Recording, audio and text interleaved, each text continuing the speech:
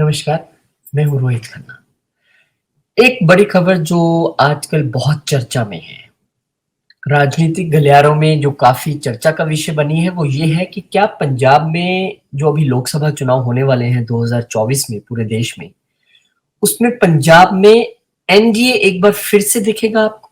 यानी क्या फिर से एक बार अकाली दल और बीजेपी इकट्ठे दिख पाएँगे? ये चर्चाएँ हैं और सूत्र ऐसे बताते हैं कि ये चर्चाएँ इसलिए हैं क्योंकि इसके पीछे एक बड़ी वजह है। बैकडोर टॉक्स चल रही हैं, ये सीक्रेट टॉक्स चल रही हैं और बहुत सारी चीज़ों पे पेच फँसा भी हुआ है। नेगोशिएशंस चल रही हैं। ये क्यों चल रही हैं? ये क्यों ऐसा कयास लग रहा है? आप सबको पता है कि बीजेपी और अकाली दल सालों तक इकट्ठे चुनाव लड़ते रहे हैं और अच्छा परफ़ॉर्म भी करते रहे हैं। लेकिन पिछले कुछ सालों में दोनों अलग भी हुए हैं। अकाली दल भी आप देखिए विधानसभा में क्या परफ़ॉर्म कर पाया वो और अब डर ये है कि क्या वो लोकसभा में बेहतर परफ़ॉर्म कर पाएगा। बीजेपी की स्थिति भी पंजाब में जो किसान आंदोलन हुआ था उसके बाद से कहा जा रहा था कि बहुत अच्छी नहीं रही। लेकिन कांग्रेसी नेताओं ने जिस तरह पंजाब में बीजेपी जॉइन की थी, उसके बाद कहा जा रहा था कि काफ़ी मजबूती पार्टी को वहाँ मिली है। लेकिन अब नए समीकरण वहां पे जो बन रहे हैं उसमें बहुत सारे सवाल जो है उभर के सामने आ रहे हैं। पब्लिकली दोनों ही यानी कि अगर आप किसी से बात कर लें तो श्रोमणी अकाली दल और बीजेपी दोनों ही ये कहेंगे हम इलेक्शन अकेले लड़ने वाले हैं। यानी कि बीजेपी से हमारा कोई गठबंधन नहीं है, अकाली दल कहेगा और अकाली दल से हमारा कोई गठबंधन नहीं है, बीजेपी कहेगा। लेकिन अंदर की कहानी कुछ और है। ये सूत्र बता रहे हैं, ऐसी मीडिया में चर्चाएं हैं। हम भी मीडिया की जो रिपोर्ट आई है उसके हवाले से आपको ये बता रहे हैं कि आखिर ये चर्चाएं हैं क्यों और इतना डिसीजन जो होना है जितनी जल्दी हो जाए सीट शेयरिंग का अच्छी बात है, लेकिन वो प्रॉब्लम क्या आ रही है, अलायंस क्यों नहीं हो पा रहा है, कहाँ बात फंसी हुई है। देखिए, सबसे पहले तो इलेक्शन में अकेले जाने की बात तो है, लेकिन ये कहा जा रहा है कि एक नजर कांग्रेस और आम आदमी पार्टी के गठबंधन पर भी है। क्या वो गठबंधन पंजाब में हो पाता है कि नहीं? सबको पता है कि वो पेच फंसा हुआ है। अगर वो गठबंधन हो जाता है, जैसे कि क्यास लगाए जा रहे हैं कि अगर हाईकमांड ने बहुत प्रेशर डाला तो हो सकता है मान लीजिए 1% के लिए हो भी जाए, तो हो सकता है कि बीजेपी और अकाली दल भी इकट्ठे हो जाए। तो क्या अगर वो गठबंधन नहीं हुआ तो क्या बीजेपी अकाली दल इकट्ठे नहीं होंगे? इसको लेके थोड़ी सी डाउट की स्थिति है और सब कह रहे हैं कि एक नजर वहां भी है कि भाई वहां क्या होता है, क्योंकि वो गठबंधन हो गया और यहाँ अलग अलग लड़ते हैं, डिवाइडेशन ऑफ वोट तो रहेगा।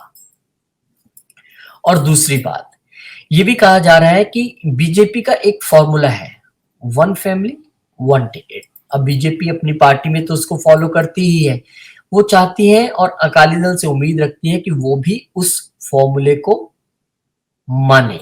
लेकिन क्या ये इतना इजी है? क्योंकि अकाली दल में अगर हरसिमरत कौर चुनाव लड़ेंगी तो डेफिनेटली सुखबीर सिंह बादल भी लड़ सकते हैं और हो सकता है उनके ही परिवार का कोई और मेंबर भी कहीं से चुनाव लड़े। तो मुझे लगता है कि ये अकाली दल की एक अपनी, क्योंकि उनकी अपनी पार्टी है, ये उनका अपना लुकआउट होना चाहिए कि उन्होंने किसको टिकट देना है किसको नहीं। लेकिन बीजेपी ये उम्मीद करती है कि अगर अलायंस होता है तो हो सकता है इस पे भी बातचीत हो, एक फैमिली से एक ही जने को टिकट दी जाए। पर फिर वही कि ये अकाली दल की अपनी मर्जी हो सकती है। तो एक तो यहाँ भी सबकी नजरें लग रही हुई है। दूसरा, एक बीजेपी का मानना है कि क्योंकि अभी पिछले कुछ समय में जब सुखदेव सिंह ढींडसा अकाली दल से अलग हो गए, उन्होंने अपनी पार्टी बनाई, वो लगातार बीजेपी के साथ रहे।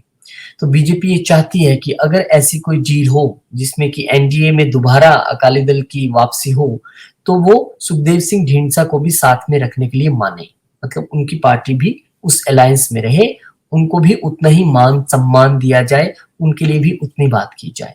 तो क्या इस पे अकाली दल राजी होगा? ये भी सोचने की बात है। और अब सबसे बड़ा पेच जो आजकल सभी गठबंधनों में देखने को मिल रहा है, सीट शेयरिंग कैसी रहेगी। बीजेपी का कहना है कि सीट शेयरिंग का फॉर्मूला रहेगा 50-50, लेकिन अकाली दल के जो सोर्सेज हैं वो ये बता रहे हैं कि सीट शेयरिंग अकाली दल 60-40 पे चाहता है। ये भी एक देखने वाली बात है कि 13 सीटों में से किसको कितनी मिलने वाली है, क्योंकि अगर मान लीजिए कि बीजेपी के फॉर्मूले को समझें 50-50 को, तो 13 सीटें हैं, तो 6-6 तो दोनों को चली गई। तो क्या एक वो जो सीट है वो ढींढसा ग्रुप को जाने वाली है, ये फॉर्मूला है बीजेपी का। और अगर 60-40 की बात करें तो उस पे अकाली दल कह रहा है, तो क्या उस 40 जो बीजेपी को देगा उसी में से वो सुखदेव सिंह ढींढसा को टिकट उनको देनी होगी सीट, ये भी सोचने वाली बात है। अब यहाँ पर क्योंकि पार्टी के जो लीडर्स हैं उसमें भी आपको बदलाव देखने के लिए इससे मिल रहा है कि बीजेपी के जो अब नए अध्यक्ष हैं पंजाब के, सुनील जाखड़, वो कभी ना कभी कांग्रेस में रहे हैं, कांग्रेस पार्टी के पंजाब के अध्यक्ष भी रहे हैं, एक अच्छी खासी पोजीशन पर रहे हैं। अब वो बीजेपी को यहाँ पर लीड कर रहे हैं।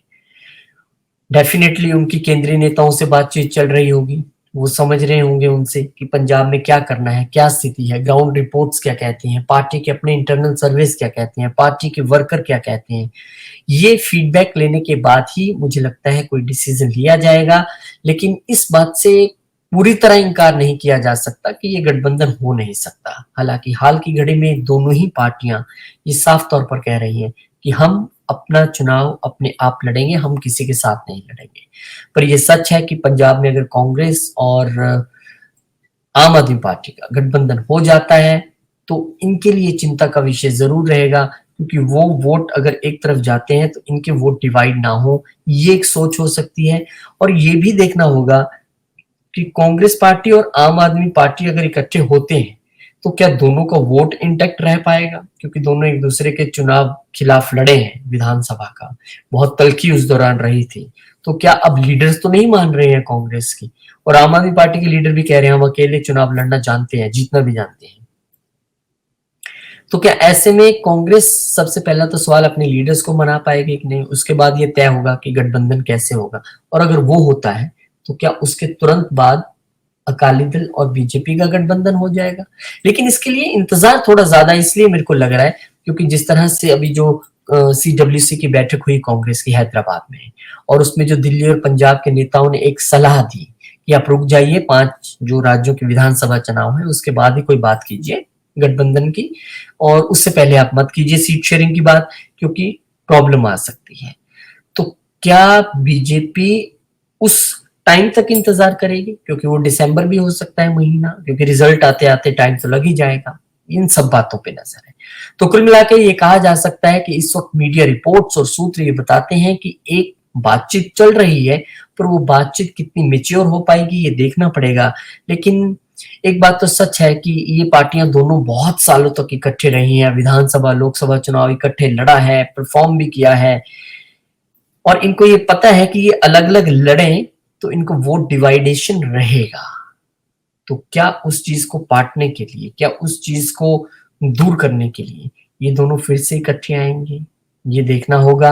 हाल की घड़ी में दोनों ही पार्टियां अपने स्टैंड पे कायम है कि हम अकेले लड़ेंगे, लेकिन आने वाले दिनों में क्या होने वाला है उस पे सबकी नजर है, खासकर सीट शेयरिंग फॉर्मूला। क्योंकि अगर ये 50-50 का फॉर्मूला बीजेपी अप्लाई करवा पाती है तो ये बीजेपी की एक बड़ी जीत होगी, क्योंकि कहा बीजेपी पूरे पंजाब में 13 सीटों में से 3 पर ही लड़ती थी जब अकाली दल के साथ गठबंधन था। अब वो लड़ना चाहती है 50% सीट्स पे। तो क्या वो अमृतसर और एक पठानकोट और एक होशियारपुर, 3 सीटों पे बीजेपी को हमेशा मिलती थी और उसी पे बीजेपी लड़ा भी करती थी।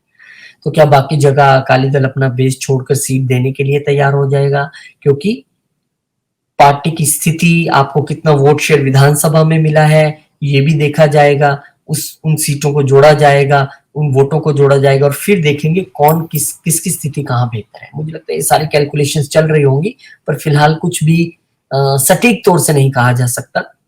ये कहा जा सकता है कि मीडिया में पूरी इस वक्त खबरें हैं कि गठबंधन हो सकता है, होगा कि नहीं होगा ये भविष्य की बात है। अभी दोनों पार्टियां कह रही हैं कि हम अलग अलग लड़ेंगे, हमारी नजर बनी हुई है, हम आपको इस पे अपडेट देते रहेंगे। बहुत बहुत शुक्रिया, नमस्कार, धन्यवाद।